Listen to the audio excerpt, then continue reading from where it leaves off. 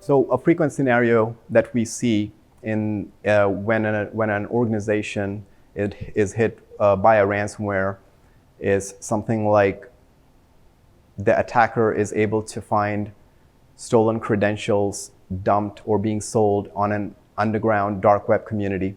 Now, once they obtain these credentials, they're able to infiltrate the systems. That's called initial access.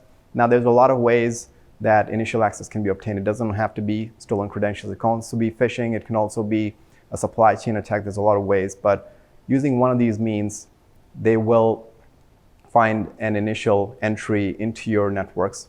Now, oftentimes we see once they have infiltrated the organization, they are very patient. So they can be patient for weeks or for months. And this is where they're doing lateral movement or propagation or discovery, really. They're looking to study your local networks, your internal systems to understand what is of value.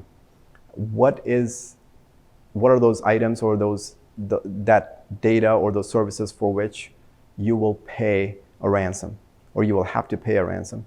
So during this discovery phase, they will do a lot of quiet internal reconnaissance to understand how systems operate, where the data is stored, where the backups are, and everything.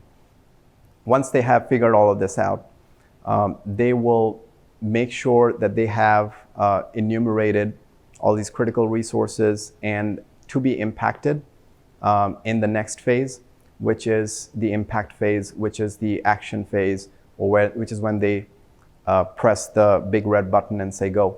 And this means that now your files will start getting encrypted. All those enumerated resources, that data, and the backups of the data that they've found will start getting encrypted within seconds or within minutes, because these are fast encryption algorithms such as AES.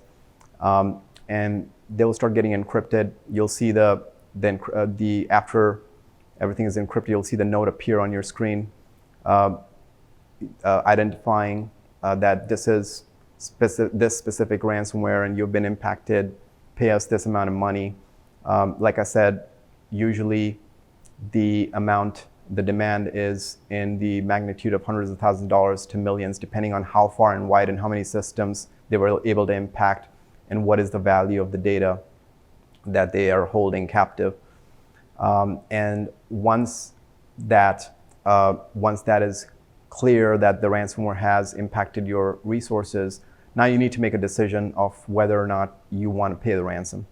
A lot of the times, unfortunately, paying the ransom is the only way out if you want to get your data back, because they look for encrypting backups as well.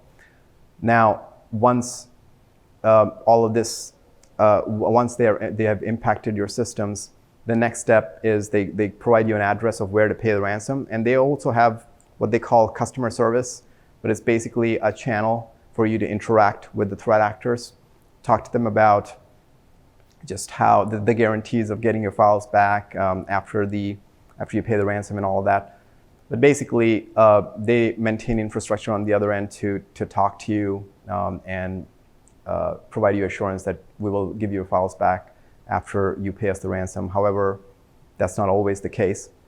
But once you go through these negotiations and everything, and should you decide to pay the ransom, that's when sometimes they release the keys, sometimes they don't. And that's a common scenario that we've seen when a ransomware hits an organization.